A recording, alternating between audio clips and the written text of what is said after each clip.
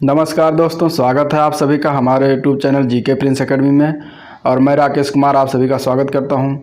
तो हम लोग इस वीडियो के माध्यम से आरआरबी के पिछले वर्ष के आए हुए क्वेश्चन को डिस्कस कर रहे थे और अभी तक लगभग 200 क्वेश्चन का डिस्कस हो चुका है, जो आप हमारे चैनल पर जाकर वीडियो को देख सकते हैं। पार्ट वाइज है, 11वां पार्ट है और इसमें भी आज के वीडियो में भी इम्पॉर्टेंट क्वेश्चन हैं जो कि पिछले वर्ष के हैं, जो मैंने एलओ एनटीपीसी से लिया है। तो उसके बारे में आइए आज हम डिस्कस करते हैं और उनसे रिलेटेड फैक्ट और उनसे करंट न्यूज़ को भी देखते हैं। और जो चैनल पर नए हैं वो जाके सब्सक्राइब करें, वीडियो को लाइक करें तथा शेयर भी करें। चलिए स्टार्ट करते हैं आज का सेशन। पहला क्वेश्चन है कि 2010 में पूरे चेहरे का सफल प्रत्यारोपण कहाँ किया गया था? तो आपको बताना है। तो ऑप्शन है कि तुर्की, option B France, option C Spain या ऑप्शन डी जर्मनी। तो इसका आंसर हो जाएगा ऑप्शन सी जर्मनी। जर्मनी में पहला प्रत्यारोपण किया गया था पूरे चेहरे का। तो इस तरीके से ऑप्शन सी सही हो जाएगा। इससे संबंधित कुछ तथ्य देख लेते हैं। ये हृदय प्रत्यारोपण सर्वप्रथम क्रिश्चियन बर्नार्ड द्वारा किया गया था। तो आपको याद रखना है, क्वेश्चन पूछा गया है। और रक्त परिसंचरण की खोज विलियम हार्वे ने किया था और होम्योपैथी के जनक हैनीमैन के नाम से जाने जाते हैं। तो ये सारे क्वेश्चन जो तथ्य थे, ये क्वेश्चन पूछे हुए हैं, ऐसे पूछ लेते हैं, इनको आपको ध्यान में रखना है। अगला क्वेश्चन देखते हैं कि मार्स गैस के प्रमुख घटक क्या हैं। आपको बताना है कि मार्स गैस का प्रमुख घटक क्या है। तो ऑप्शन ए है methane, option B nitrogen, option C hydrogen, option D argon. तो इसका आंसर हो जाएगा methane, option A. Mars gas का प्रमुख घटक मीथेन है, जिसका सूत्र होता है CH4। याद रखना है आपको।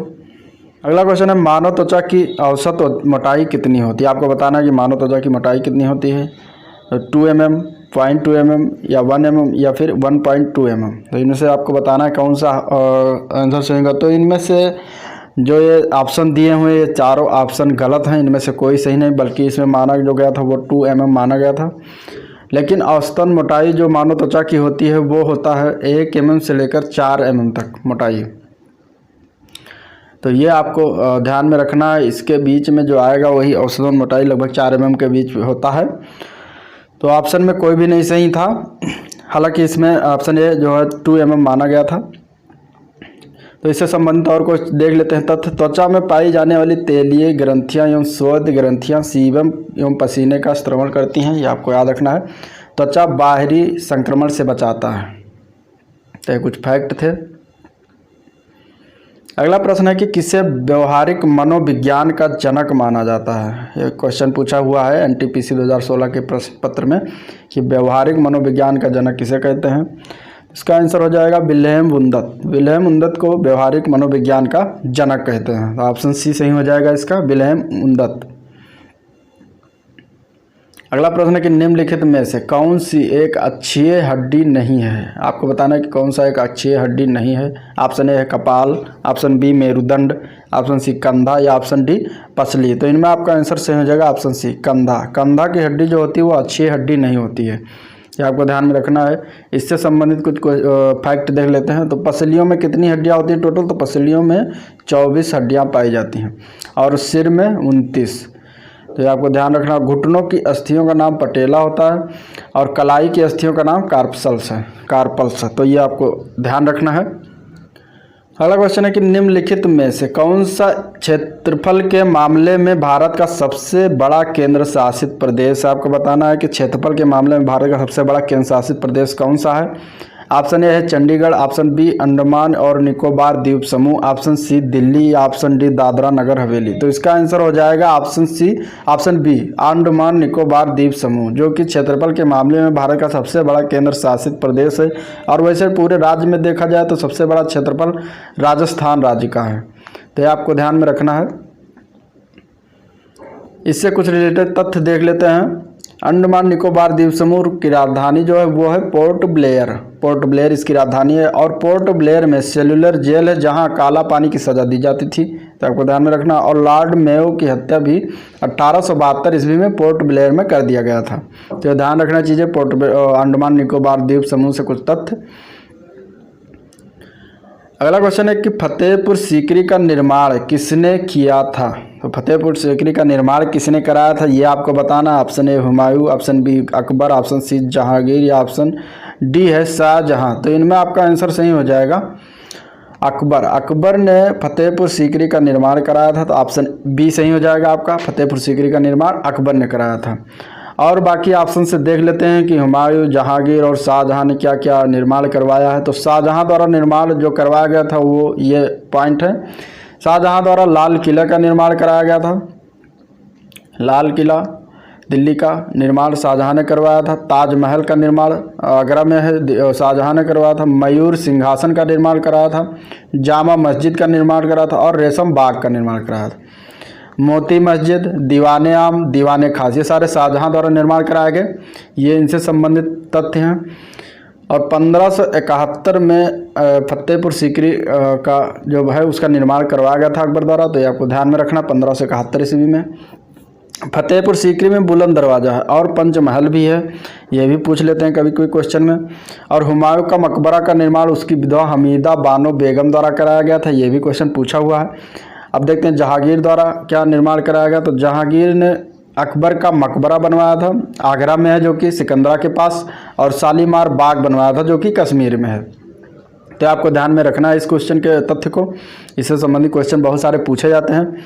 अगला क्वेश्चन है कि 15 अगस्त 1947 में भारत को मिली आज़ादी के वक्त समय क्या था? आपको बताना है कि जब भारत आज़ाद हुआ था 15 अगस्त 1947 को, तो उस समय क्या था? सुबह था कि शाम था कि आधी रात या दोपहर थी?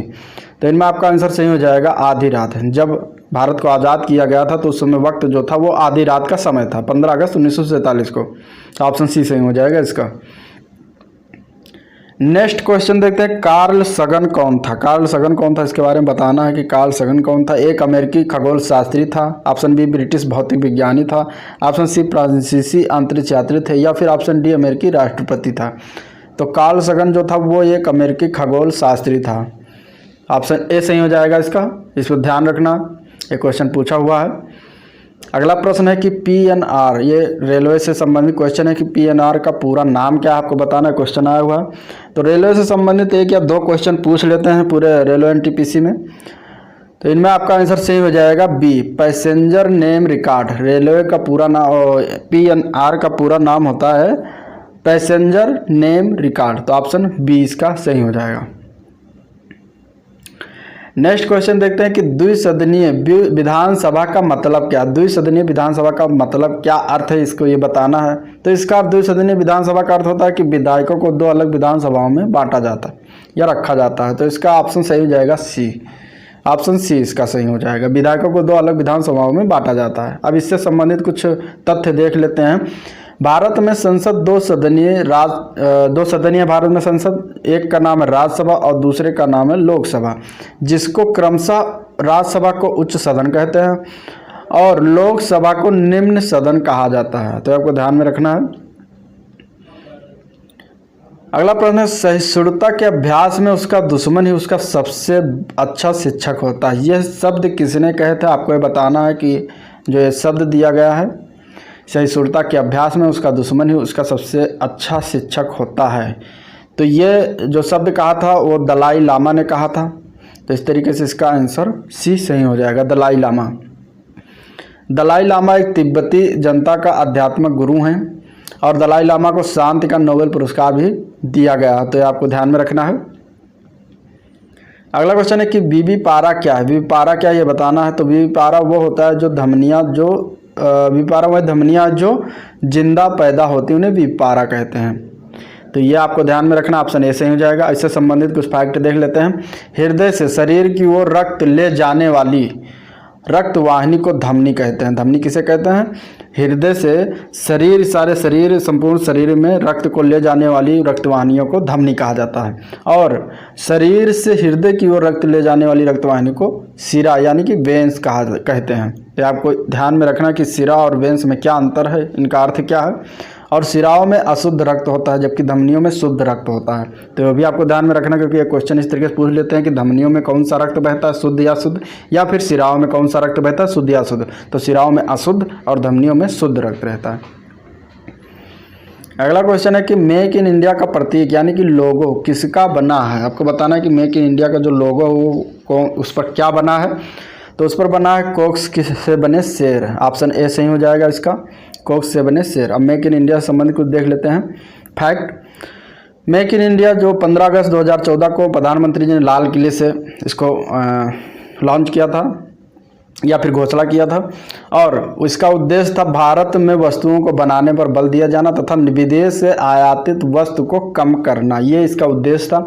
मेक इन इंडिया की मदद के लिए स्टैंड अप इंडिया की शुरुआत किया गया था। तो ये आपको ध्यान में रखना है। अगला प्रश्न है कि सिक्किम भारत का कब एक राज्य बना था। आपको बताना है कि सिक्किम कब भारत का एक राज्य बना। तो सिक्किम जो बना था भारत का राज्य वो सन 1975 में। तो इसका ऑप्शन ए सही हो जाएगा। और इससे संबंधित कुछ तथ्य देख लेते हैं। तो सिक्किम 1975 में 35वें संशोधन द्वारा राज्य संरक्षित राज्य बना और 36वें संशोधन द्वारा भारत का पूर्ण राज्य बना। ठीक, पहले 35वां संशोधन हुआ जो उसमें संरक्षित राज्य बनाया गया सिक्किम को, और इसके बाद 36वें संशोधन द्वारा, भारतीय संविधान संशोधन द्वारा भारत का पूर्ण राज्य बना दिया गया। और यह जो राज्य बना था वो 22वें क्रम का राज्य बना था। तो इस तरीके से इसको ध्यान में रखना है। अगला प्रश्न है कि मालगुडी डेज किस भारतीय लेखक के कार्यों पर आधारित है। मालगुडी डेज किसने लिखा है, किस लेखक हैं, इसके अथर कौन है। तो इसके अथर जो है वो है R.K. नारायण। R.K. नारायण इसके अथर हैं मालगुडी डेज के। और R.K. नारायण की और पुस्तकों के बारे में देख लेते हैं कि कौन कौन से। तो उनके और पुस्तक हैं famous the dark room, guide, my days. तो ये R.K. नारायण की पुस्तकें थी। और इससे कुछ तथ्य देख लेते हैं, कुछ पुस्तकों के नाम और उनके लेखक हैं। तो इनको देख लेते हैं, ये क्वेश्चन पूछे हुए हैं सारे पुस्तक। तो पहला war and peace. War and peace के लेखक का नाम है लियो टॉल्स्टॉय। और अग्निवीणा का नाम, पुस्तक के लेखक का नाम काजी नजरुल इस्लाम। डिवाइन लाइफ के पुस्तक के लेखक का नाम है शिवानंद। और दादा कामरेड के लेखक का नाम यशपाल जी हैं। चंद्रकांता के लेखक देवकी नंदन खंत्री थे। तो ये आपको ध्यान में रखना, ये सारे पुस्तक पूछे हुए हैं। अगला क्वेश्चन देखते हैं कि एक वस्तु पर लगाए गए गुरुत्वाकर्षण बल को क्या कहा जाता है। वस्तु पर लगाए गए गुरुत्वाकर्षण बल को क्या कहा जाता है। तो उसको कहते हैं वजन। तो इसका आंसर सही हो जाएगा ऑप्शन सी, वजन। अगला प्रश्न देखते हैं कि किस पौधे का वैज्ञानिक नाम सोलेनम ट्यूबरोसम है। तो इसका आंसर हो जाएगा सोलेनम ट्यूबरोसम आलू का वैज्ञानिक नाम है। यह ऑप्शन ए सही हो जाएगा। और इससे संबंधित कुछ फैक्ट देख लेते हैं जो कि क्वेश्चन ये पूछे गए हैं कि गेहूं का वैज्ञानिक नाम क्या। तो गेहूं का वैज्ञानिक नाम ट्रिटिकम स्टीवम है। और धान का ओरार्जा सैटिवा है। तो आपको ध्यान रखना है। सरसों का ब्रेसिका कंप्रेस्टिस है। और आम का मैंगीफेरा इंडिका है। मटर का पीसम सेटिबियम है। तो आपको ध्यान रखना, आम का बहुत ही इंपॉर्टेंट है। अगला प्रश्न है कि निम्नलिखित में से कौन कभी भी भारत का उपराष्ट्रपति नहीं बना है या नहीं रहा है। तो इसका ऑप्शन है मोहम्मद हामिद अंसारी, ये उपराष्ट्रपति रहे हैं। APJ अब्दुल कलाम, तो ये उपराष्ट्रपति नहीं थे बल्कि ये राष्ट्रपति बने हैं भारत के। तो ये ऑप्शन यही बी सही हो जाएगा। बाकी रामास्वामी वेंकटरमण और शंकर दयाल शर्मा जी ये सारे उपराष्ट्रपति रह चुके हैं। और उपराष्ट्रपति का पद का सृजन संविधान के अनुच्छेद 63 के अधीन किया गया है। तो ये आपको ध्यान में रखना, ये पूछ लेते हैं। अगला लास्ट प्रश्न है कि पुर्तगाली व्यापारी से गोवा की भूमि पर पहली बार किस सदी में आया था, आपको बताना। तो इनमें आपका आंसर सही हो जाएगा 16वीं सदी में। आंसर सी सही हो जाएगा। इससे संबंधित कुछ तथ्य देख लेते हैं। पुर्तगाली प्रथम बार भारत में 1498 ईस्वी में 15वीं सदी के अंत में आए थे। और 17 मई 1498 को वास्को डी गामा आया था। तो आपका आंसर। और इसके बाद प्रथम पुर्तगाली कारखाना 1502 ईस्वी में कोचीन में स्थापित किया गया था। तो ये आपको ध्यान में रखना है। तो ये रहा ओवरऑल आज का मेरा सेशन। और जो मोस्ट इम्पॉर्टेंट RRB और NTPC और ग्रुप D से संबंधित क्वेश्चन थे प्रीवियस ईयर के, जिसका डिस्कस किया गया। तो हम अगले पार्ट को लेकर जल्द ही मिलते हैं। तब तक के लिए नमस्कार। और हाँ, चैनल को हमारे सब्सक्राइब करें वीडियो को लाइक करें तथा वीडियो को और लोगों से भी शेयर करें, जिससे कि अधिक से अधिक लोग लाभ ले सकें।